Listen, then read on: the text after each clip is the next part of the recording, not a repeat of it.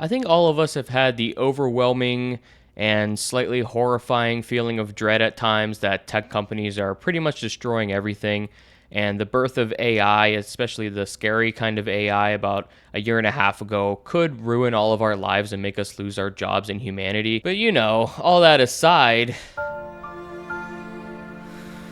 in all seriousness, though, if I look up AI bad, you can see how many people have posted videos recently, big creators. It seems to be the thing that most creators are focused on, how it is affecting other creators, and how it's affecting other people's artwork, and how it's giving bad advice. Which all of those things are true. There's no doubt that it's ridiculous. It's not really an improvement to the internet. I think everyone could agree. The scariest part of all, though, is that AI is pretty much at its worst point right now. It's in its infancy. It's really goofy right now. It's kind of like the gimmick or the party trick that every major tech company wants to pull out of their hat as quick as possible, no matter how half-baked it is. And it makes sense why. Do you remember when people used to line up to get the new iPhone because every year there really was a huge difference? I mean, if you look through the 5-year span from the iPhone 5 to the iPhone X, you're pretty much convinced that we harvested some type of alien technology and reversed engineered it. We were moving so quickly at that time. Now, if you look from the iPhone 10 to the iPhone 15, it literally looks like the same phone. I get that the battery is a little bit better, the camera is a little bit better, certain things about it are maybe a little bit faster, but I'm pretty sure people out there with the iPhone X don't feel like they have to upgrade because they look so goofy with it in their hand. It's so obsolete. And this is obviously a problem for Apple. I mean, it takes about 5 seconds to find articles about how iPhone sales are either plateauing. Some articles say they're dropping in all countries, but the US included, I'm pretty sure. And I don't think it takes a rocket scientist to figure out why. People just aren't that excited about it anymore. Some people say we've gotten to a point of maturity in the smartphone market that's made it not need to develop as quickly and as recklessly as it had before, so companies are playing it a little bit more safe. And while that makes sense to me, I also think that's very bad for companies like Apple that had experienced this meteoric rise and been the first trillion-dollar company, or maybe that was Amazon. But the point is, this is obviously not good for Apple, and they're not just going to let that happen. So big tech companies need another big thing, another thing to drive consumers out there. And what gets people excited? Well, AI does. It's the thing everybody's talking about. And now you need the newest phone to be able to do all this cool AI stuff. But the features they try to get people excited with to overcome this overall sentiment that things are really stale are just weird. Like Magic Eraser, for example.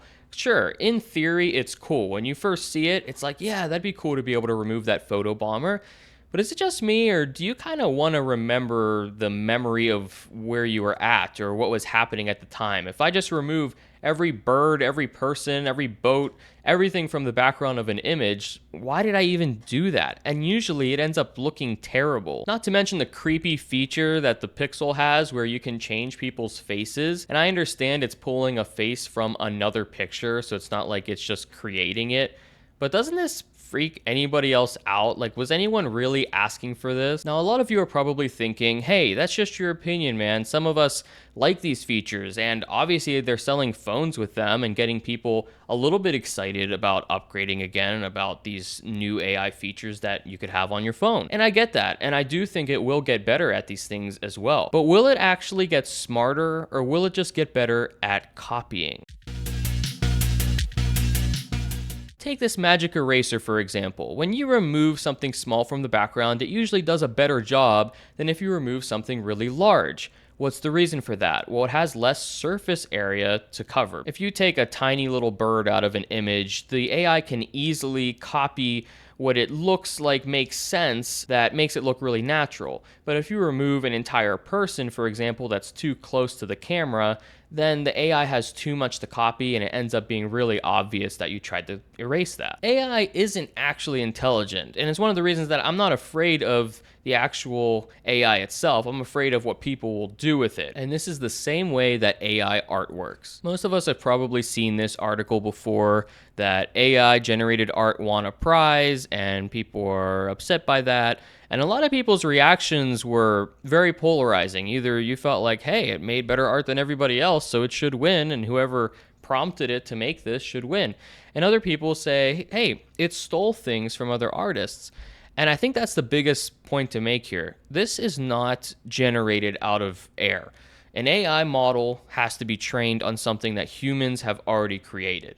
A human being created portions of this, either human beings in their art style, in this specific drawing, and all the AI is doing is reshaping it using natural language processing, so words that we type to it, and trying to develop an image that makes sense based on that. But the image it's developing is something that we've all seen before, just in a different shape. That's the most important thing to realize about AI that I didn't realize until I did a little bit more research on it, that AI can't make anything it's never seen before. It can't show us a color that's never existed or that we've never seen before. It can't show us an animal that doesn't have parts. Even if it combines parts of other animals, it's going to be something we recognize. The point is that AI is literally stealing people's artwork. It's not intelligent. It's a copycat. And tech companies are taking full advantage of the lack of law around this, just like they have from the beginning. They always try to outpace legal ramifications to make huge profits, and here we are again. Another big one is music, and it works the exact same way.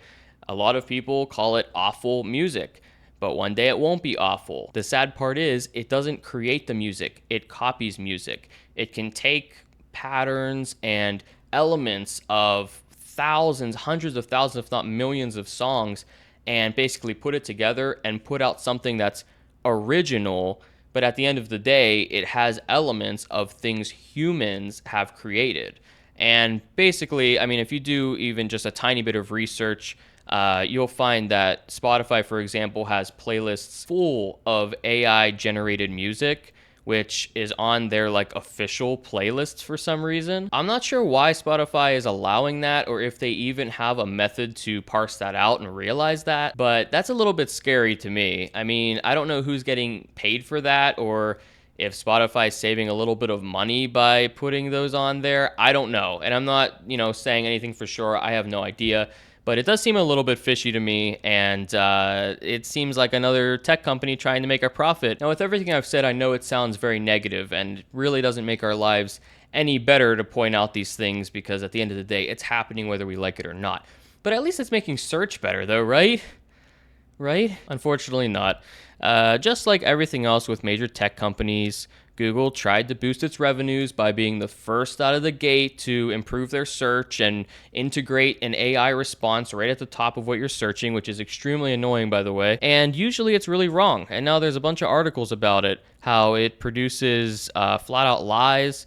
It tells people to eat glue. And the problem with this, for example, where it's sort of breaking down the way lightning and thunder work, is it's wrong, but it's sounds convincing because it will basically look at like one source, only one or maybe two, and then it will incorrectly summarize it just to make it concise and seem like it makes sense. But if you don't know already, then you're just going to have incorrect information. So I don't know what was wrong with Google search the way it was when I would just search and go to like the top results or top couple results and try to do research myself, but this is a feature now, apparently. And I know I sound very cynical, but it's because this is something that I truly believe is bad for the internet. It's making things less original, and honestly, it's making things feel very fabricated and just weird online. I mean, we've all seen the really bizarre images that most of us can tell are fake, but like boomers can't. Facebook feels like a really bizarre place to be on, even more than it already did before. And it also seems to forgo the main purpose of the internet and what I originally thought the internet was, which is like YouTube, for example, where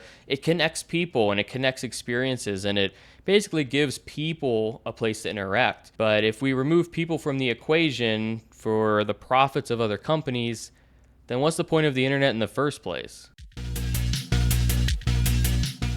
At the end of the day, removing people from the internet equation is obviously bad for people. And it doesn't mean that AI is going to take over and turn into the Terminator and kill us all, at least I hope not. But it does mean that maybe us as consumers of the internet need to push back a little bit and say, hey, we know that this is just for your bottom line. This is just to improve Google stock or Apple stock. Companies do this all the time, and it's part of the reason why in-person experiences are basically being killed off. I mean, take McDonald's for example. Don't you think it's cheaper to put a giant iPad in the middle of the room that you order on, and then the only time you interact with a worker is when they come out to put the bag on the counter and then walk away, not even saying your number? Who's profiting from that? Definitely not us. The lack of human experiences, it's McDonald's. They don't have to pay someone to take your order. It's a lot easier to just maintenance an iPad running in the middle of the room. I was also going to mention how cold I feel like all like major chain restaurants, not just fast food, like the design of the restaurants have become. But then while I was doing that, I came across this term called hostile architecture,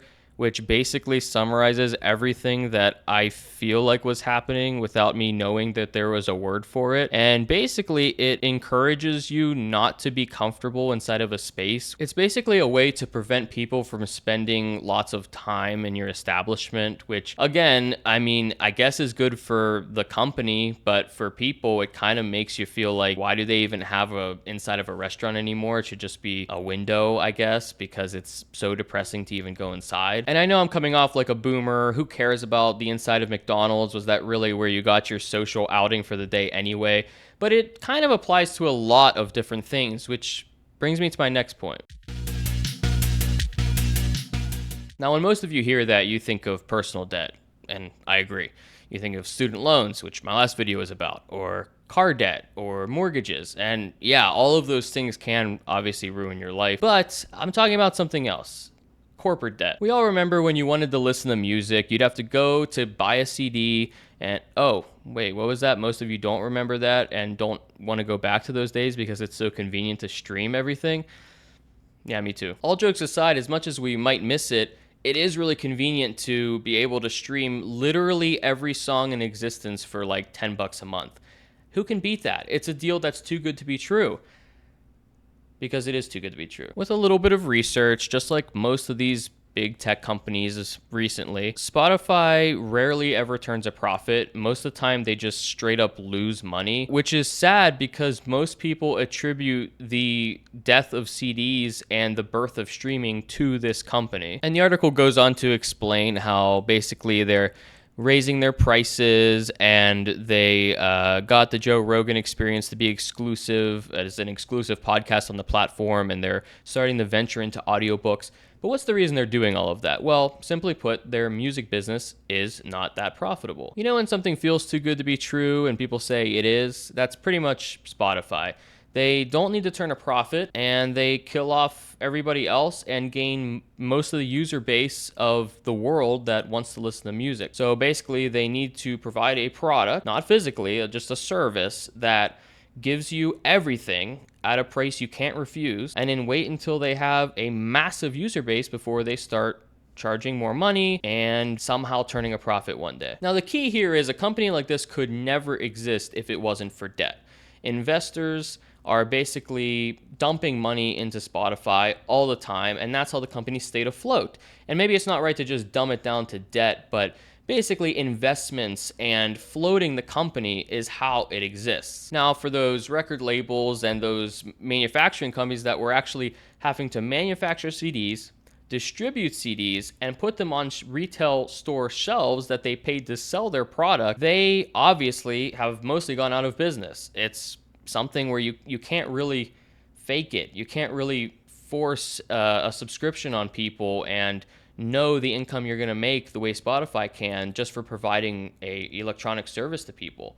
And sure, 70% of their profits, I believe, go to the artists, but who needs a profit anyway when you can just keep rolling this debt ball? The problem I have with that is that it shapes our reality. You don't go out and get CDs anymore, so it's one less thing that we go out to do. So it doesn't matter if a company has $1.9 billion in debt, we all look at them as highly successful and revolutionary in the space. Or take Netflix in this space. You have a hefty $16 billion in debt, and Netflix was the same way as Spotify. First to the party, grabbed the whole user base, and pretty much the only reason they're even alive right now is because they beat Apple and Amazon Disney, Fox, they beat everybody to the punch with streaming, and they basically killed Blu-rays, and they killed physical movies, and they killed a lot of things by creating their service. They were able to go $16 billion in debt because of an idea people thought was smart. Between AI and what I'm talking about with some of these tech companies, I can bundle all this into one term: manufactured obsolescence. Now, when most of you hear manufactured obsolescence, you probably think of appliances breaking faster, your iPhone slowing down, but instead it's a fake reality that's created when companies don't need to turn a profit, and they instead kill the entire industry that they end up dominating, and people in companies that try to use these streaming services or use AI,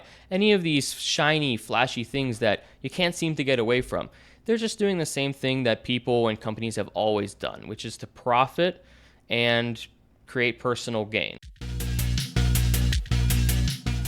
I think it's time that people start pushing back in general on companies taking over the way that we think about certain things. Tesla, for example, has a very minimalist design, and a lot of people talk about how they really love the interior of a Tesla. I mean, there's no buttons or knobs, there's absolutely no haptic, actual physical controls. It's just basically a giant iPad in the center of the dash, and before you really think about it or drive a Tesla and actually use it, it seems like a pretty cool idea. I mean, why hasn't anyone thought of that before? You just streamline everything. If they want to change something, they can just do it through software, and their software is really good, so it's not like you hate using it. It works like just as good as your iPhone does. But then when you actually use it, you realize that opening your glove box with the screen and trying to do basic functionality inside of a screen that takes your eyes off of the road is a really stupid idea. And who's ultimately benefiting at the end of the day? Tesla. Tesla, which is a company $9 billion in debt headed by Elon Musk, would rather have you take your eyes off of the road and use their iPad than spend the extra money to put buttons or switches that actually work in your car. It's way cheaper to put a touchscreen in the car than to actually put buttons and switches.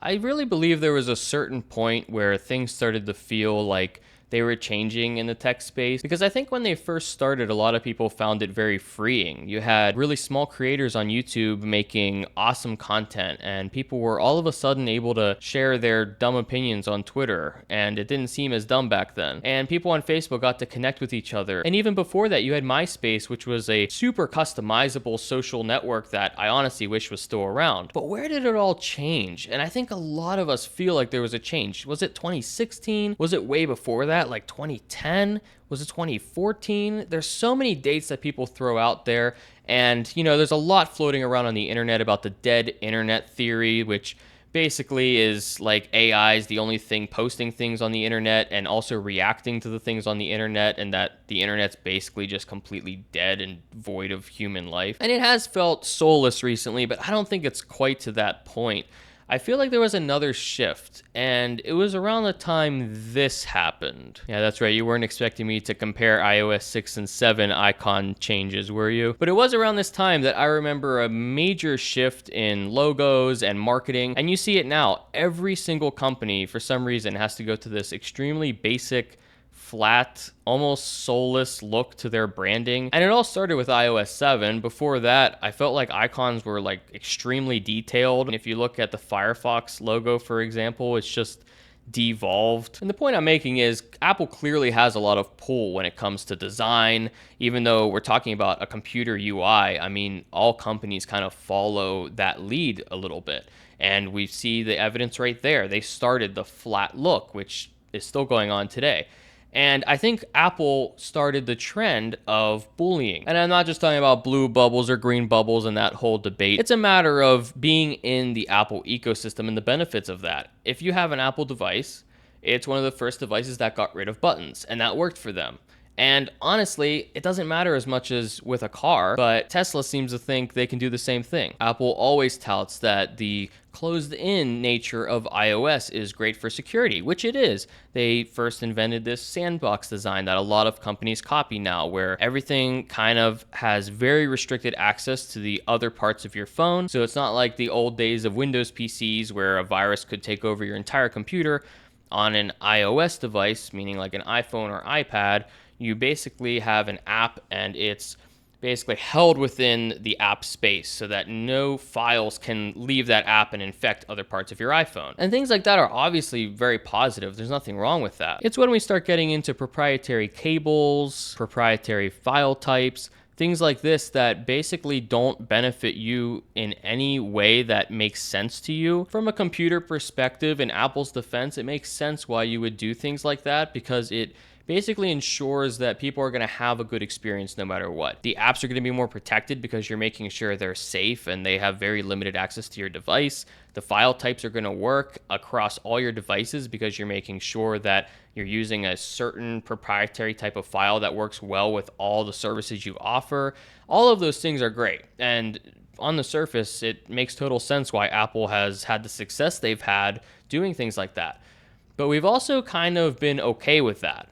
And the reverse side to all of that is, well, if I don't want that kind of file and I want to do anything else with that file type on any other device, I can't. I have to find a way to reformat it, convert it, do something that's probably going to ruin the quality and then piss me off, and I'm going to end up using an Apple computer again because I can't stand dealing with that.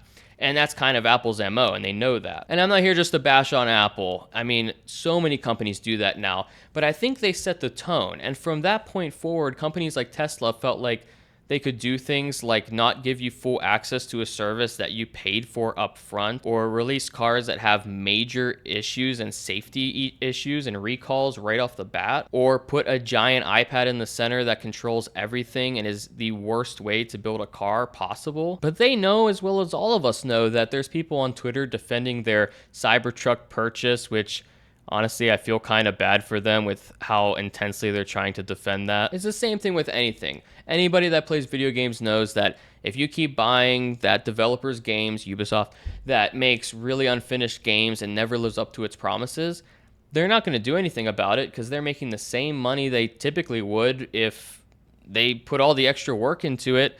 They're just losing money at that point. The sales aren't going to get much better, right?